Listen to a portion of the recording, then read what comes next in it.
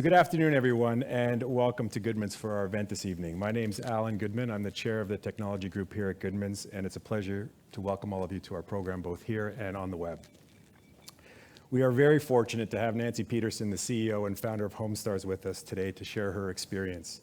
You can read more about Nancy in her bio that we circulated with the invitation, but suffice to say, her incredible vision, dedication, and passion, she managed to build a successful business from the ground up. I've personally had the great pleasure of knowing Nancy for many, many years, and I've watched this journey since inception.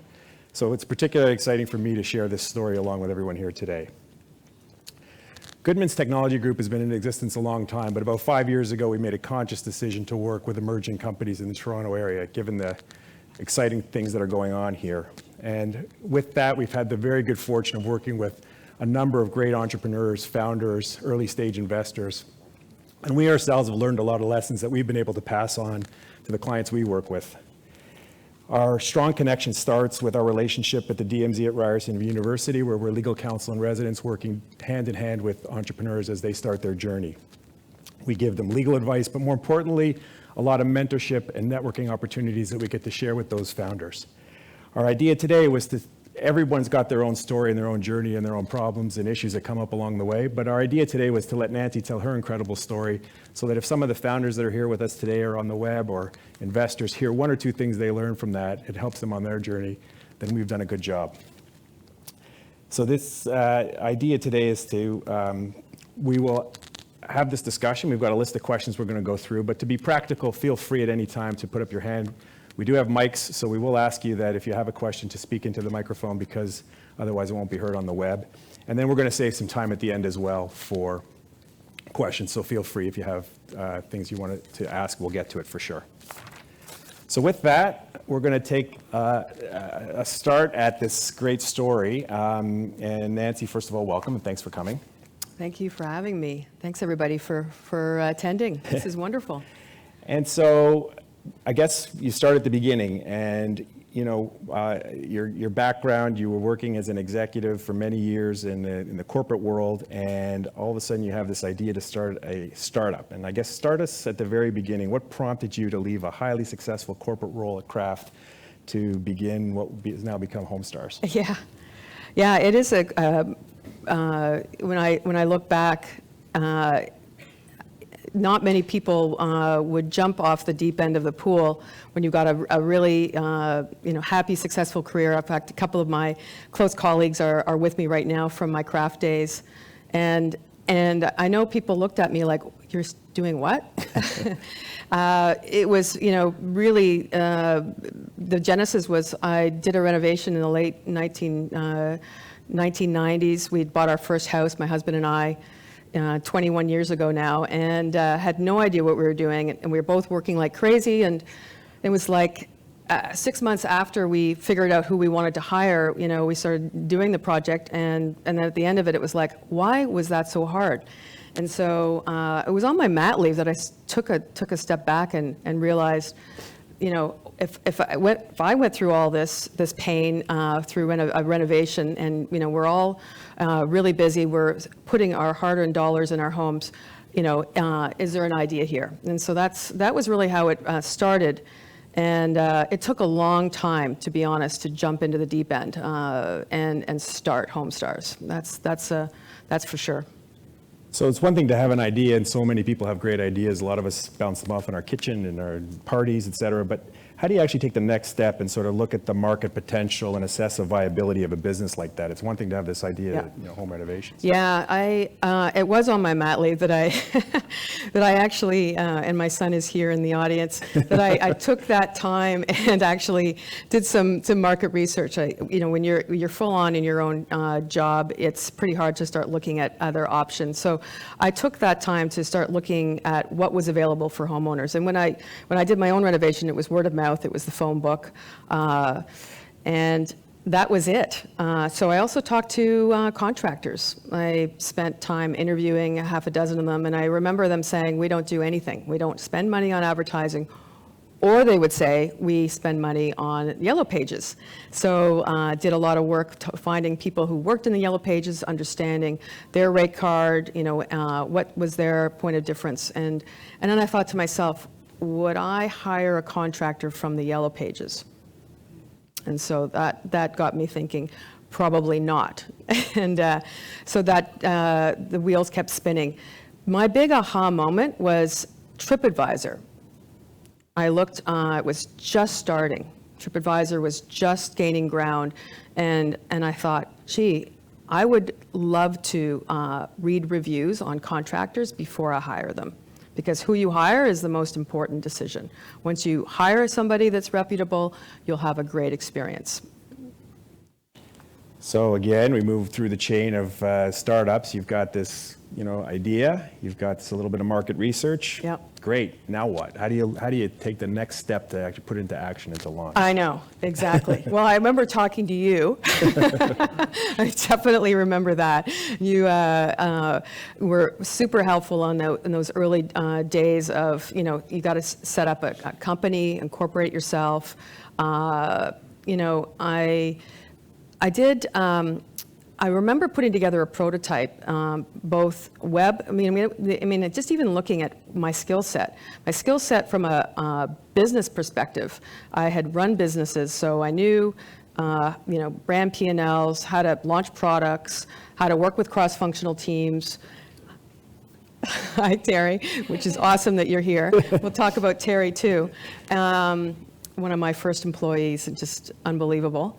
And, so I had a lot of discipline in writing business plans, presenting them, et cetera, but actually starting from scratch was super hard. Like, it was a blank page. And I remember just saying, we got to keep it simple. So finding somebody that built our very first website. I knew we had to get something launched. Took a year to get that into market. Very basic site. Didn't even know the first thing about hiring anybody in technology.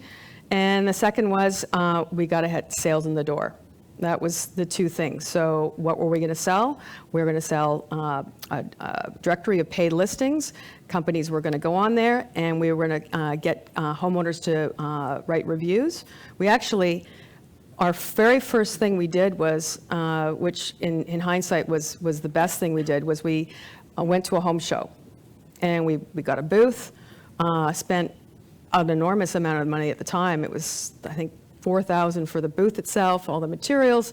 There was not even internet, so we had paper forms, and we just went crazy getting consumers to write their handwritten reviews, and then we entered them afterwards and got that very first Toronto going. And that was really, it was roll up your sleeves time. So this is not just a common problem for founders, but we see it a lot with the founders we work with. And it's one thing to people assess their strengths, et cetera. But one of the most difficult things is analyzing what are your weaknesses and the downsides of going forward. What are you missing? Nobody's got it all. Nobody's got the tech savvy, the business Totally. savvy. What do you do? How do you first address that, and what do you do about it? Yeah, I knew from get-go that I needed money. And so that was, fundraising and starting a company were two huge weaknesses for me. I was lucky enough to get introduced to people that were in investment banking and talking to them. One of them is here, actually, Elaine Kunda. Did a lot of research into, like VCs, what are they, and how do you get money from them? So the other thing that I didn't have experience on, truthfully, was yes, I could launch products, but tech products, that was definitely a new area. So I was very fortunate in meeting some people that got me introduced to what turned out to be my first CTO. And that was a huge break. So really setting up the initial foundation of the site, working in the trenches with him. And the third area that was really a big weakness was SEO, search engine optimization. Google was starting to be the de facto search. This is in the early 2000s, so understanding that. And so I was connected with fantastic fellow, still a very good friend of mine, who ran a search engine optimization and media company, and he was a key advisor in those early stages. So you get started, and I guess some of the things that are a struggle for many founders is, everyone thinks that what they've got is fantastic, they've got ego, they've got their idea is the best thing in the world, but you do get some early feedback. And how did you handle that? How did you deal with that? Did you have to make tweaks early on? What did you do when you started to get some things back? Well, the big advice that I followed that in hindsight was a big mistake was, going into the U.S. To be in this kind of a business, when you're launching a tech company, you really need scale. And in order to get scale, you need to be in more markets than Canada. Canada is, unfortunately, we're a great country, 35 million people. But to really get venture scale, you have to demonstrate, you can scale in other markets, U.S. being the big one. So in 2007, we raised our first raise of $500,000. We launched in Toronto and in Boston. And in hindsight, that was a big gamble. I remember driving to Boston with my home show kit, and my husband was with me. We hired somebody on the ground in Boston, content marketer. We were, putting our eggs in two baskets, Toronto and Boston. And we also scaled the site so we could have all companies listed in Toronto and Boston that we could sell to. But with $500,000, that was very thin, and that was tough. That almost broke us, actually. It could have been the end. Right. They say it takes a village, and certainly it does. But a lot of people, you can't do this alone. You need some mentors, some people to lean on. Who were some of your mentors early on to help you? Well, certainly, as my friends at Kraft here, Pina and Haley were awesome in those early days. My husband was also instrumental in all the way along. My early advisors were angel investors that had different skills, and I really leaned on them. All brought different things to the party, whether they were connections. One came and he was great. He gave us air miles. He had tons of them, and we'd go to home shows on his air miles, and it would because he had run his own company, he just knew how to get in and roll up his sleeves and say, hey, let's try this as a script when we were on our calls. Just one was in the media business, giving us contacts. You just really try to leverage each person. One had run it was interesting. He'd run his own paint company. He'd worked in packaged goods as well. He'd currently at Fairfax opened a ton of doors, and he said to me, most important thing, Nancy, is stay in control of the company, stay majority.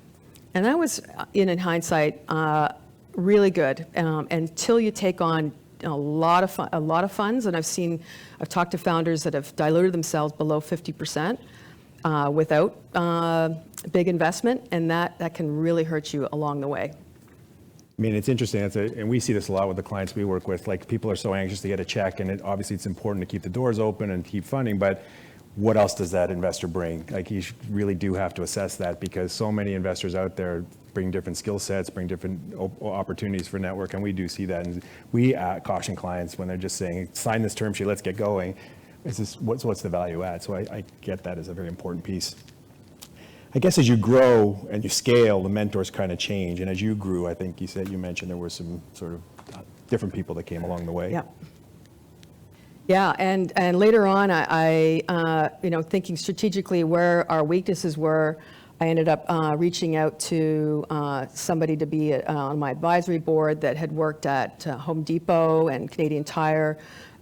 She was fantastic and really helping us shape some strategies to go after them as sponsors. Another who had worked at Rogers Outrank and the Rogers organization had really scaled up their inside sales group and also marketing and product experience. So phenomenal advisor to really help guide some of the decisions we were making on software decisions, phone systems, you name it. So it was really picking and choosing people based on their skills and obviously making sure there was something in it for them as well. You got to pay people, whether it's through options or there she is, just talking about you, in case you noticed. That's okay. So yeah, it's really important to surround yourself with smart people that are willing to help. What about the founder community? How helpful is that? Is it like support groups for founders? Yeah, well, in the early days, there wasn't a lot of things going on. Elaine is agreeing. It was like church basements, meetings, and the tech startup community was pretty tiny. And so I think that was, and I remember always hearing, you have to have a co-founder. So I slapped a co-founder title on my SCM partner, Andrew, who really had a full-time job, but just to get in the door, and he was a guy, to be honest. And so most of the people giving out money were guys, so I needed a guy beside me. Those were really early days. I didn't, it wasn't until like the last 5 years I've started to meet a lot of founders, and from that perspective, been able to really give back. And DMZ, I've spent some time there. It's, really great to be able to give back. And we are seeing more of that now, but you're right, 5 years ago that just didn't exist. It just didn't exist, yeah. It's a good question that people love to ask. Like, were there some particular books you read for inspiration? Yeah, I'm a big book reader, book lover, and business books. I don't know why, but one of my favorite ones is a real oldie. It's Good to Great, Jim Collins, and I use that in several of my offsites. Basically, and if you look at the companies he writes about, they're pretty, ancient at this point, and it's not tech-based. But the foundation is, these companies exceeded all their peers in whether their industry was growing, not growing, in all classes. So I think Walgreens was one of the examples of a company that just shone in stock market performance. But the net of it was, and I took this hedgehog concept right out of the book, and I had my teams read it, and then we go on an offsite, and I'd say, we have to really align on the hedgehog concept, which is 3 concentric circles that take a company from good to great. What is your passion? Like, let's make sure we're all aligned on that. What are you going to be the best in the world at? Truly best in the world at, and focus on being the best in the world at, and what drives your economic engine. And we really shaped that. And one of my team actually knit a hedgehog for me, a little character, because and a little HomeStars coat on it, and we have it. It was a great way of framing up what we wanted to be and be inspiring to, and everybody understood.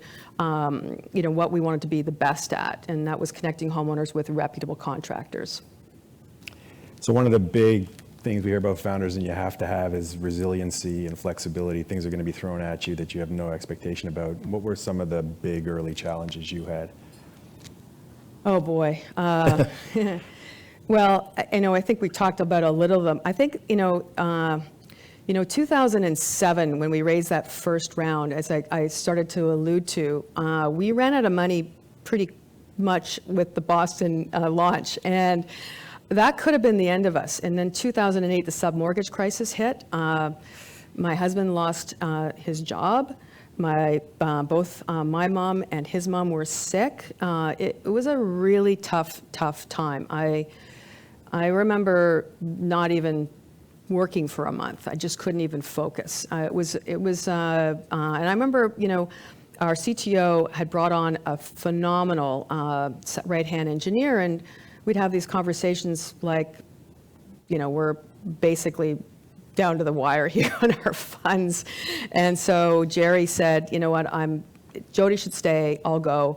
And I remember we had a chat about it and talked about options where he could go. And he went over there was an opportunity at Zoocasa. And I'm saying this story because these are the kind of the moments in life where you kind of could do all sorts of things. We could have packed it in. I had a hugely supportive husband who said, no, there's something here, you got to do it. So we dug in and probably added a little bit more to our mortgage at the time, to be honest. Racked up some credit cards, like literally. And then in 2009, we went back to our investors when we were in a better place because we focused only on Toronto and went hard on Toronto. We got things ratcheted up again because I think our first year revenue was maybe 50. Our next year revenue was 200,000, and we just kept going. We just kept grinding it out, trying to get our revenue up. They gave us some more money, and we got over that hump. So I just think there's moments in your time where you just don't know if you're going to make it. And I'll tell you this one really cool thing, because I remember when Jerry left, we kept in touch, and it's unbelievable. We kept in touch, and we were in a crunch about 6 months ago, and I reached out to him and said, "Hey, Jerry, any interest in, what are you doing these days?" And he said, "Yeah, it's funny you say that. I've been thinking about you too." So we sat down, I talked to him about what we were doing, and I said, "I think you really like this VP engineering that we brought on." And he said, "I'd be happy to meet him." And they hit it off like a house on fire, and Jerry's back as our senior architect engineer working back at HomeStars. It's like mind-blowing to me. And I just remember when he first started again, I just thought, this is so awesome that we've got Jerry back. So you just never know in life what happens. You just have to keep smiling, even though it's hard. On that same note, we talk about, the word you hear a lot is the pivot. The company's got to pivot, and we talked about the geographic pivot you had to make, but were there other pivots in the product offering that you had to sort of sit down and make a hard decision? We've got to switch this. Yeah, we really wanted to go mobile hard, and we spent, it's funny, I heard some people saying, "You're crazy, don't do that." But, we launched an app for homeowners and contractors at the same time, and it was like a lot of money into it, definitely 6 digits. And that almost broke us as well. We just tried to do it all. We just thought that was going to be the be-all, end-all. And it was, 2013, really wanted to scale up. And the company that built it just ended up getting bought by Shopify, like literally a month after we started working with them. And they said, "No problem, we're going to build the initial concept and we'll hand it over." But that was just crazy. We poured a ton of money, and it was called Ping. It was a disaster. It never worked. The good news coming out of that is we learned a ton. Took a small group of us went off-site and just talked it through. What was the genesis? What were we trying to do? Can we make something out of it? And we built a basic app for contractors that allowed them to easily request reviews. I know that sounds crazy, but who here in this room has ever written a review? Put up your hand. Not bad. So one review, but when you're a website that depends on content and reviews to get, it's amazing how many reviews my 89-year-old dad has written for me. He's been his technology savvy, very tech savvy actually. So we crafted an app to really help contractors request it from their clients, because clients will say, yeah, Joe, I'll write that review. You'll ask them, it's important to me, and the contractors kept telling us they're not writing the review. How can I get Sally to write that review? So, if you ask somebody, 1 out of 10 will write it. If you email them, 3 out of 10. If you use our app, because we text the homeowner right away, and the homeowner can just, it opens up through their message right into a write a review screen, 8 out of 10 would write it. So that app kicked ass, and it was just a massive hit for us, and we got way more engagement from contractors, more content. Homeowners were able to get more value in the reviews they were reading. Obviously, we've got a huge process in place to make sure that we minimize fake reviews, et cetera, et cetera. But that was a huge pivotal moment in terms of our product roadmap. So that speaks sort of the flexibility, and I guess not everybody's built the same way. So what's your working style that allows you to sort of take that criticism and be able to make the pivot and listen to what you're hearing? Because there's a lot of founders that just can be stubborn and don't want to change course. For sure, and we all are like that. I guess my style is very collaborative. I really try to work with my leadership team. We are all equal in the room. We all have a say. Everyone's got to speak up. We have to have fierce debates, and it's something I learned early on. When you don't, and somebody's quiet, that means that they're either not agreeing or they just don't care. So, that is really important. We align, we constantly realign, we set our objectives, and then we, make sure that we deliver on them. So we talked about money. Obviously, it's important to every one of us in the room at some level, either as an investor or as the founder. You talked about the raises you did, and it sounds like you stayed with sort of the angel community and the friends and families, but you're thrown with so many different options. How do you sort of navigate that water and figure out what's the best route? Well, very few companies are VC scale, and I think that's just a fact. And, because they have a model that, means they really, when they invest in companies, they have to see massive returns, and they're also pouring a lot of their resources into it. So I say by and large, most startups are going to be, either self-funded or will raise through angel or, Kickstarter programs. When you get to a certain level, there's a lot more debt options, which is fantastic. There wasn't as many debt vehicles in the early days. I used BDC.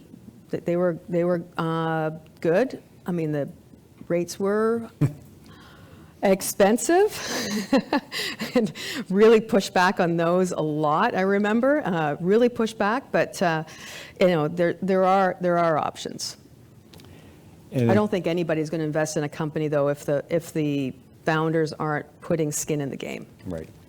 And how about managing investors? So now you've got this pool of people, and everybody's got that. Now you've got these angels. You've got this, feedback. What were you hearing from them now that you've got them on board? Communication with them and feedback you were getting from them. Well, angels are usually less. They just write you the check and leave you alone. And I was fortunate that I had a handful that I would reach out to, and they were really good about helping.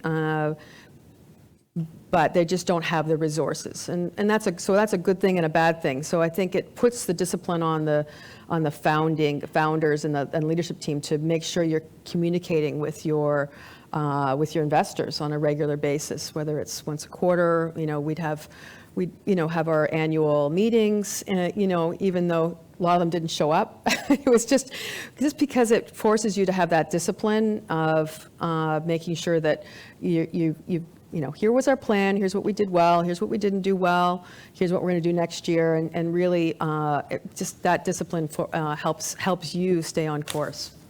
I don't know if that was did I answer the question? Yeah, I think so. I mean, the reality is, I think there are more options now than there used to be. Elaine's Tons in the more room, options, and yeah. these are funds that didn't exist before, but I could see when we were Angel starting list, this program. just that didn't exist. Yeah, venture debt is now a big deal. Exactly. So I think the market has changed, but for sure, it's still tricky for early stage. We see it because out of the DMZ, companies raising 250, 500,000. Yeah, there's the angels. Companies need 2 million. Well, there's maybe some funds, but there's that sweet spot. They need a million. It's very hard to find, and it's very difficult to find the right fit for that. So we understand, but it is getting better for sure. There's no doubt about that. The MBNA credit card. Great I source of swear finance. they have these specials. They'll give you 0% for 6 months or 9 months. I swear I'd have 4 cards and I was flipping from one promotion to the next. I really was. I think I had about 150,000 in credit card debt. I were no word of a lie, and it was all orchestrated, so I didn't have to pay any interest on that. I loved those credit cards. You're your own CFO. So a big buzzword, and you lived it, is creating culture. And every, people think of the ping pong tables and this and that in the startup and a younger generation that works there. But, let's just break that down. Like, first of all, you have to have a vision for culture. What was your idea that you wanted to create for your company? Yeah, well, in the early days, we were all remote. We didn't want to spend money on rent, and we had a shop above on Avenue Road where I could walk, and then we were at Yonge and St. Clair, but still lots of people were remote. The tech team, it was more the sales. Some of the salespeople were in the office, and some of our marketing. But I think after about 4 or 5 years, we realized we talk about it, and there was just disparate groups and personalities from different functions, and I just sat down with there was 4 of us, and we just said, what are our personal values? and really hashed that out and came up with our tenets of, what we believed in and how we wanted to behave and how we wanted to be treated. And it came down to trust. If you don't have trust, we're a website with reviews. If we can't trust our content, but it was more trust in each other, more importantly, and how we work together. Respect, always treating people, the golden rule.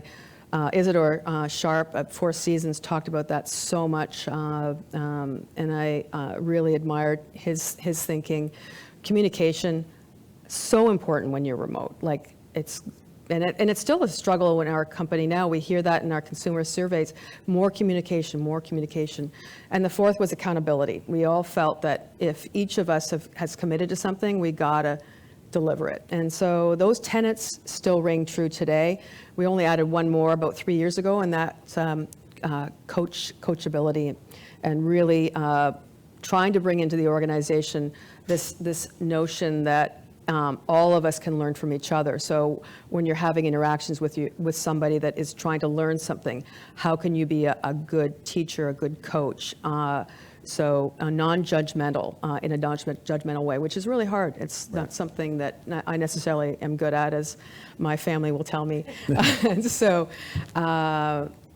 bringing that, though, into the day-to-day, it's funny, you can't put a poster on the wall. You can't put it on the notepads. I think you just got to live it, and you got to talk about it all the time. You got to talk about it when you interview.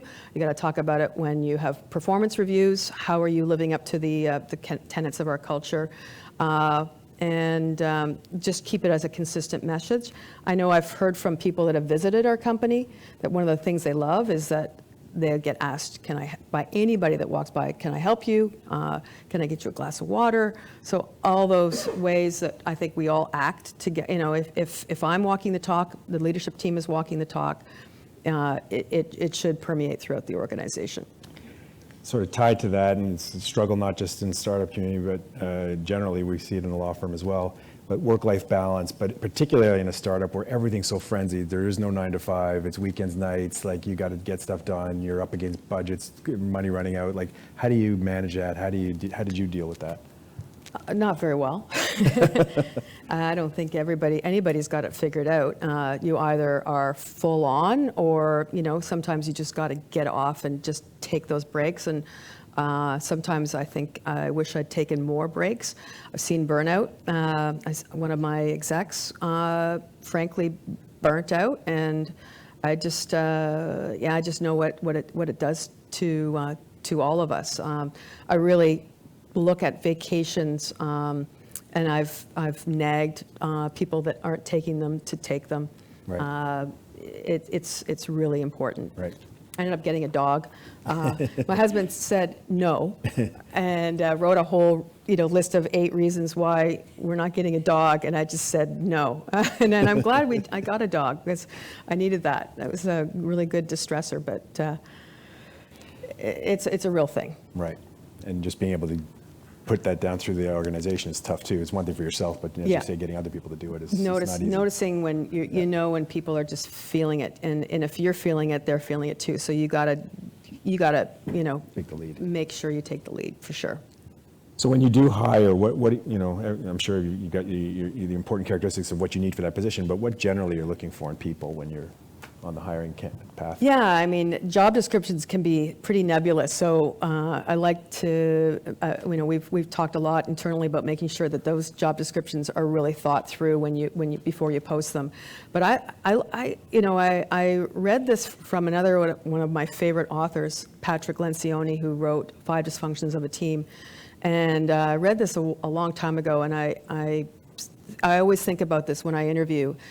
3 things, and that is humble, hungry, and smart. And let me just elaborate on those 3. Humble in that, are you the kind of person that's going to champion your team and talk about what they did, or is it about you? And so you can tease that out when you're interviewing. Hungry, are they self-motivated? Are they self-driven?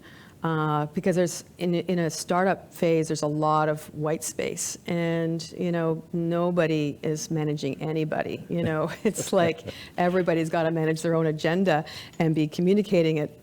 So are you hungry? Are you hungry to learn too? Are you really hungry to learn new things? And the last one, smart, you think automatically is IQ. It's actually more around EQ. Are you self-aware? Are you thinking about how you presented yourself in that last meeting, and you walking away and, gee, did I say that the right way to that person? Did they react the right way? So having that kind of smarts is not, it's innate. It's not something you can learn. How much can you gauge of that in the interview process? Well, no interviewing is perfect. Right. It's just not. So, you're going to win some and you're not going to win some, but you're just going to have to, when you hire somebody, you're committing. So you got to commit all the way. And it's the same when, somebody's interviewing, you're hoping that they're going to commit to be better. Right. So scale, obviously everybody hits that point in the road where either this business is going to the next level or we just don't, we've peaked. And so how did you know, in your case, it ended up being an M&A transaction, but what were the signs that this is the time we've got to make that move? It's a very difficult decision to make. Yeah. You see that with companies all the time. Yeah, it was a lot of thought went into what's next for HomeStars, and it was either raise more money, which was tough to do because we really were only focusing on Canada, and ship sailed on really other markets. At a certain point, a lot of competition came in 2009, 10, 11. I would have had to have raised a ton of money back then. And at the time, I decided I was around 2016, Google was getting really, really aggressive. Amazon was coming in. They were talking about their installations and looking at home services. Facebook Marketplace, it was an announcement actually all in the same month about all this going on. HomeAdvisor had rebranded in 2012. They'd come in twice into Canada, failed, but they come in twice. And so, it was really time to invest. So I really knew I wanted to invest with a partner that could help scale to the next level. Right. So that process, and then the M&A lawyers in the room will tell you, it's always a fascinating dynamic because once you kind of commit to that process, you still can't take your eye off the ball of the business. So how did you manage that? Because now you're moving into uncharted territory of looking for a partner. Yeah. Well, I remember talking to you again. Brought to you by Goodman's LLP. That's right. And I remember actually being here at one of your events. And you said, come, because IAC is going to be here. Mm-hmm. And they were, IAC Interactive Corp, have several verticals, the dating service, Match, and Plenty of Fish. Okay, I'm not on dating sites, so I'm just trying to remember. OkCupid, Tinder. So they have 9 of them. They are also big in the home vertical. So they had HomeAdvisor and Vimeo, video, et cetera. So somebody from their M&A came here, and there was a whole panel from other aspects of M&A, and I just wanted to meet him. I remember he said, yeah, I'll hook you up with this team in New York, and started talking to them. But that was my ultimate goal, was to try to figure out, well, what do they look at when they acquire a company? So my whole questioning was, I remember writing a slew of notes, great brands, great founding teams, great growth metrics, healthy companies, and so on and so forth. So that was, but it kind of stalled. So even though I was talking to them, it stalled. So that was, Right. that was, a very tough process. And once you've kind of committed to that process, you still got to keep running the business because it may not happen. And then you decide to sort of see what's out there and go through that process. What's that like, the auction or Oh, hiring? yeah. It's a full-time job Yeah. to look at acquisition. And so, most people don't sell their own house. So I decided that was probably, I wasn't going to sell my own company. So I did a process on finding an investment bank. And so that was a very, daunting process as well. this interesting company had knocked on my door. The founder, Arbor, flew up to Toronto from the Valley and just did a phenomenal sales job on me, I'll be honest. His whole background was in negotiation. So he wasn't the typical investment banker. And he had also founded his own company. So he only worked with founders. So I ended up going with Arbor, but it was a real decision to, because they weren't cheap, to be honest. They were the most expensive. But I really liked their approach. And it was basically a 4-month process, so from start to finish. It was really, really well orchestrated, right from the start. Of the list from 50 companies that we looked at with a 2-pager to 20 companies that we signed non-disclosure agreements with. So I was presenting to 20 companies over a period of 8 weeks, and those would be 2 3-hour meetings, usually twice. So it was really, really intense, full on, just my CFO and I. And then we got down to letters of intent. And so that narrowed down from 50, 60 to 20 to 5 letters of intent. So that was a huge process. And then the due diligence after that. So you get to the deal with IAC, which was fantastic, but then what changes? Like, how does your business change? What's the immediate impact? What's the longer term impact when you do that deal? Yeah, well, I remember we were in the airplane going down to Denver to HomeAdvisor when the transaction closed. And so we had some delays in getting so the deal hadn't even been fully closed. And then I was up in a room full of 1,000 people that next morning being introduced as HomeStars to all the HomeAdvisor. It was very surreal. They were phenomenal. They know what they're doing. Talking to a lot of companies about partnering, I really got the sense of what their values were and what they would be like. You can kind of guess what they'd be like on the other side. And so I knew, having done a lot of discussions with the team at HomeAdvisor and IAC, that I knew they knew what they were doing when they acquired companies. They were very transparent. The agreements that we signed were clear, and the plan. We actually sat down the next day and we put together the plan. And there was no, you got to make this number. It was like, is that your number? And I said, yeah. And they said, no problem. That's your number. So that was what we agreed to, and away we went. And so they've left HomeStars to, for us to grow, since then. Our 3 years since we're still, able to run the business like we wanted to. So it's been a match made in heaven. And you've been able to leverage their expertise. Leverage their expertise. Incredible learning. Like, it's been like a brand new startup. Just again, like, it's so much learning, and and they're very open about their mistakes. Like, don't do this. It's great. Like, it's just, you can't ask for anything more. Phenomenal. It's similar to the lesson we talked about earlier with the angel money. It's one thing to look at the number and the check, but there's so much more to an M&A deal if you're going to continue on and be partner with the business. Is what else are they going to bring to the table? And maybe it's not the top dollar. And some people don't get their head around that. They're just looking for the the final valuation number. That's right. You're going to continue to grow the business. That's right. So we're going to open up the questions, but there's a couple of key questions you have to ask a founder before you wrap up. And of course, what was your most difficult lesson you learned along the way? Oh boy. I think the toughest part is, we all get to our own level of incompetence, and that's even myself. You have to look at yourself in the mirror and realize, I don't know how to do something. And I think the toughest part along the way was having to part with some people that weren't willing to let go of things. They were really great doers and really great at what they were successful at, but weren't able to get to that next level where to build a team under them.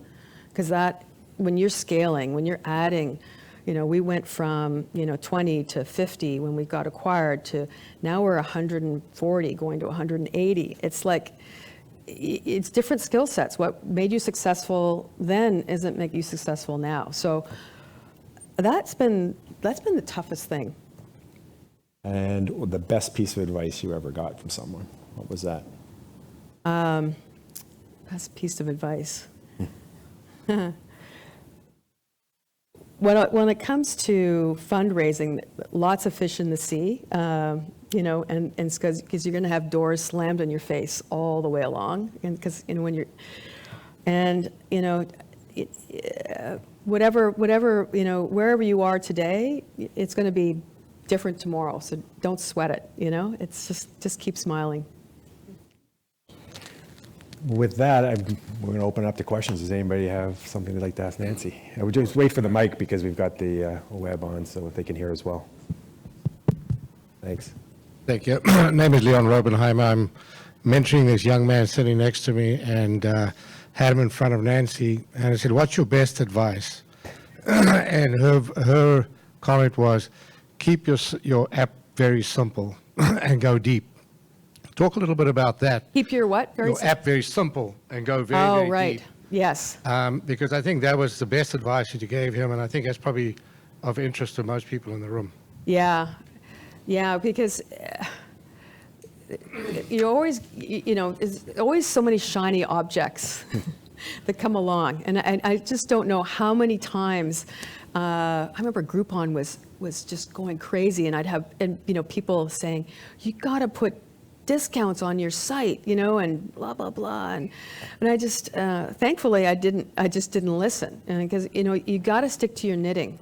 And if you've got something, you know, going and it's working for you, just go hard. Like reviews, we just went hard. We went hard until we had a moat. Nobody had the quality and the depth of reviews in Canada that we did. So we just kept going hard.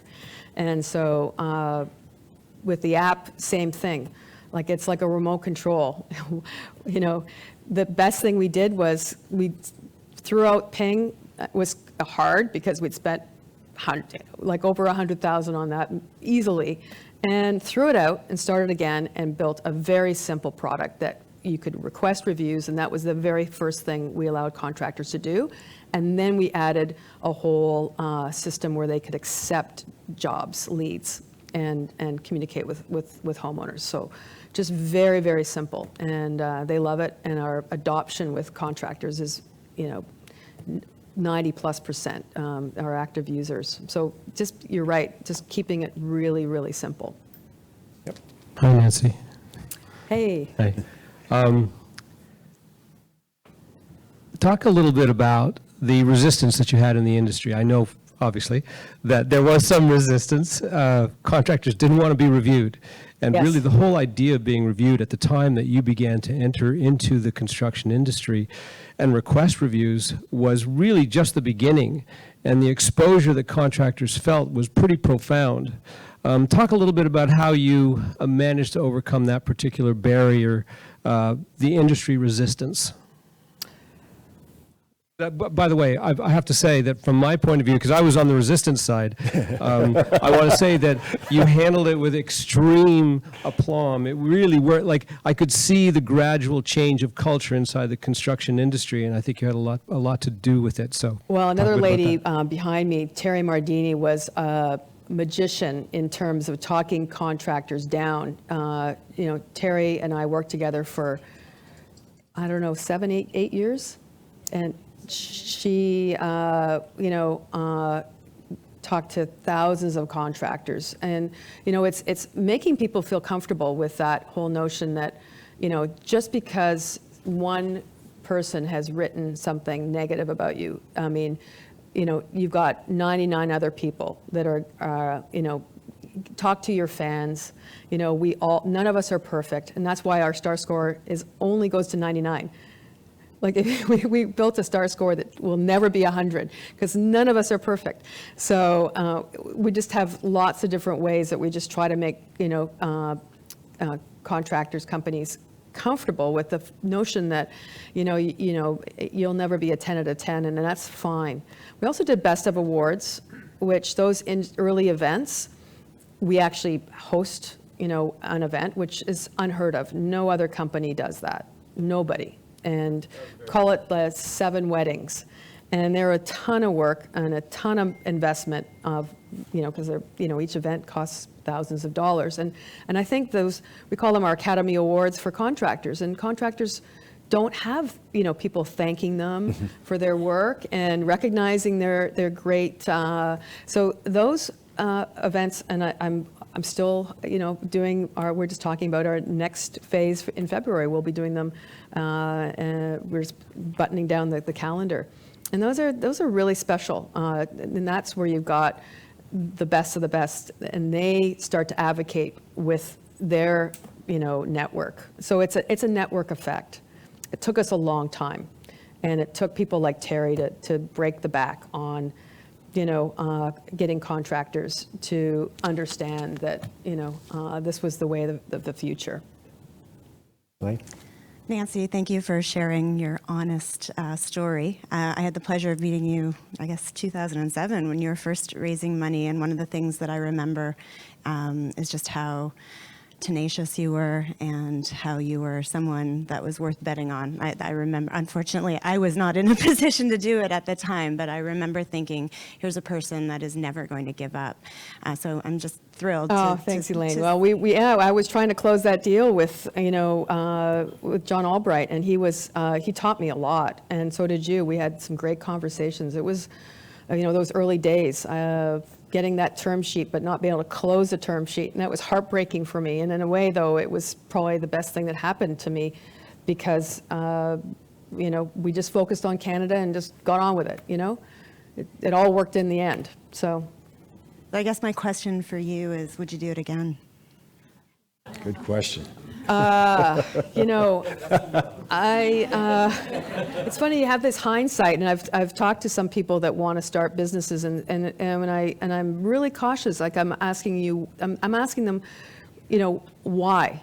Like really why? Because you really have to be super passionate about what you're trying to accomplish, because you're going to be in the trenches for 5, maybe 10 years. Like there's, there's no overnight success stories. They're very, very rare. They're very rare. And they're the ones that are talked about, but it's just, you got to really be committed. And so would I do it again? I'm going to pause on that one. I'm going to pause on that one. Hey, Nancy, congratulations. Thanks, Great Mark. story. And wow, I didn't realize just how much you'd been through. That's quite impressive. You were talking about communications in the early days and a lot of people working remotely.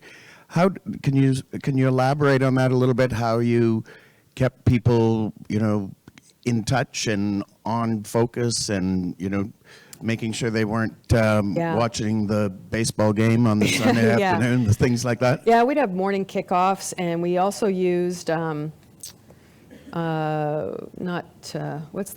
the one pre-Slack? Skype. Skype was around, which was free, which was awesome. And so we'd all be on Skype, and it was just a way of being able just to quick communicate, have channels, was really helpful. And having, just regular, whether it was a conference call. It was hard though, Mark. It was, and that's where we eventually knew we had to invest in, and actually moving from an unplugged world to an office. Can I tell you how hard it was to transition people to in-office, including myself? Was hugely hard. That was only 6 years ago, because we started in 2006, and so we moved into our building at Spadina in Front in 2013, and love that building. We just grew from 2,000 square feet to now we're 13,000 square feet. It's just a constant communication and trying to get people together. Maybe it's we had some people out west, so we'd fly them in, once or twice a year as well.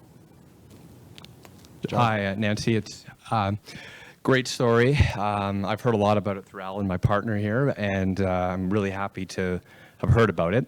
And I brought my daughter here because I wanted her to be inspired by your story, because I thought it's really, really great you're a great role model. And I guess the question I have is, if you're giving advice to young people that might one day want to do what you did, what advice would you give them? Because I'd love my daughter to hear your thoughts on that.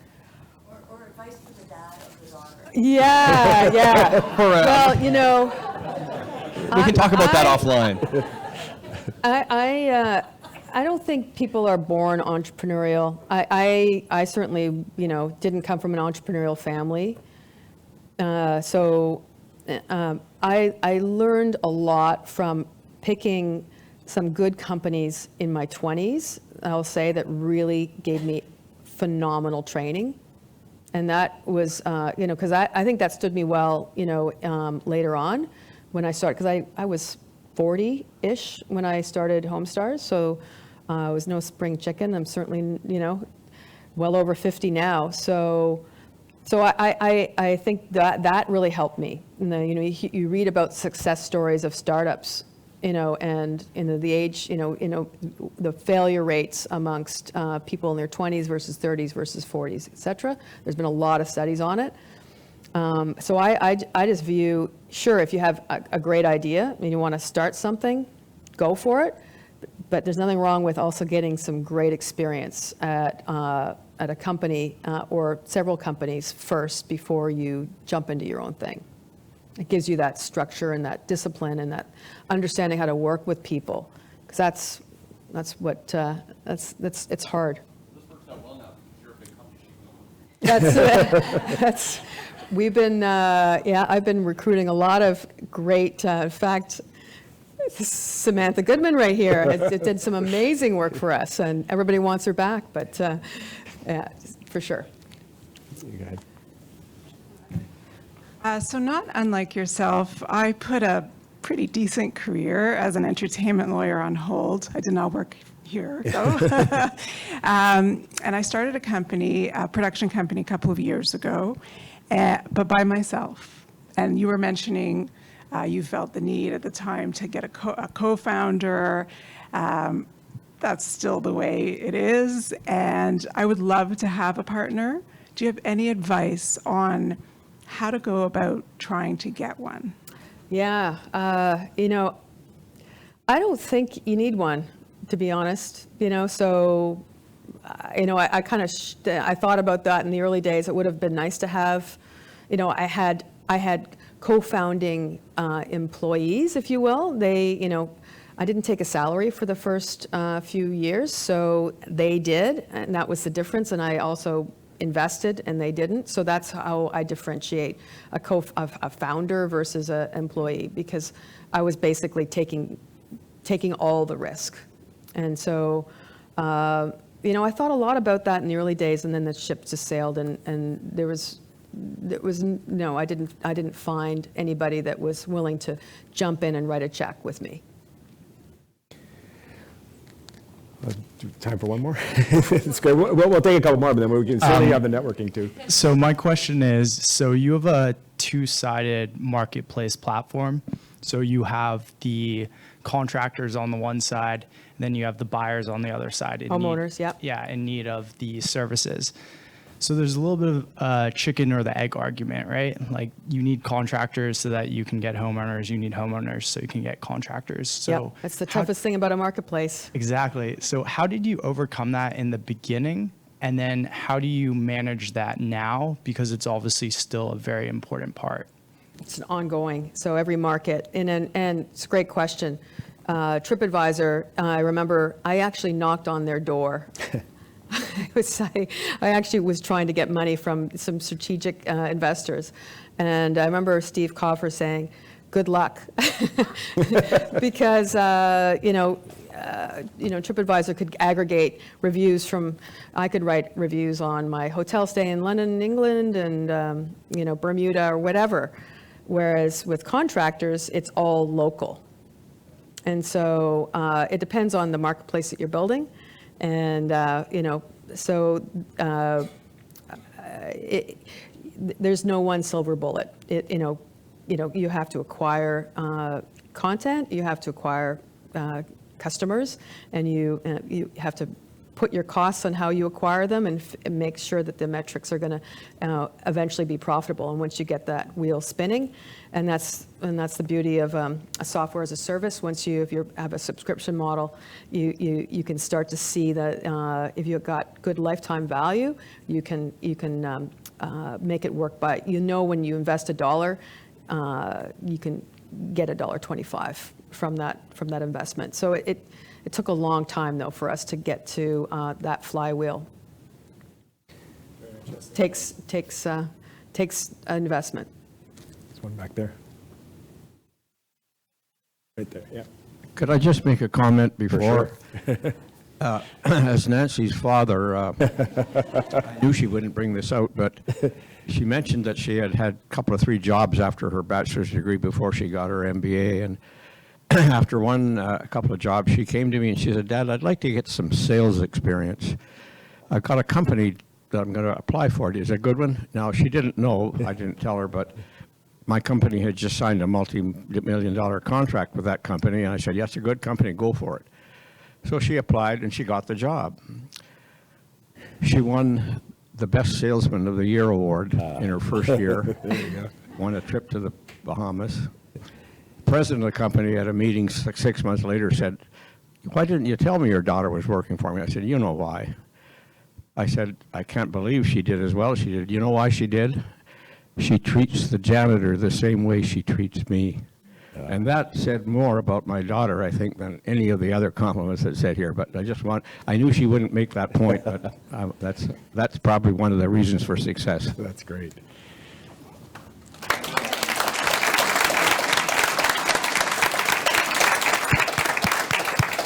That's great. So very quickly, did you keep your board to your investors? And if you then had a board that was separate from investors, when did you decide to split from the two? I never actually had a formal board. It was an advisory board, but the Maple Leaf Angels that it did invest, so I guess they were. No, actually, I guess they were part of. They were board members. It just didn't seem very formal, to be honest. So when did we split? When the company was acquired. So obviously all the investors were privy to everything that was detailed in the transaction, and everybody had to sign off on those terms. Does that answer your question? Yeah, it does. Yeah. Yeah, thank you. Yeah. So this ends the formal part of the evening, but we're certainly going to have networking and drinks and food for you, and we can continue to ask questions. Nancy's going to be hanging around. But first of all, on behalf of Goodman's, Nancy, and me personally, thank you so much for doing this. I think it was well received, and it's a great story. Very inspirational. Thank you. Thank you, everybody. So enjoy, everybody.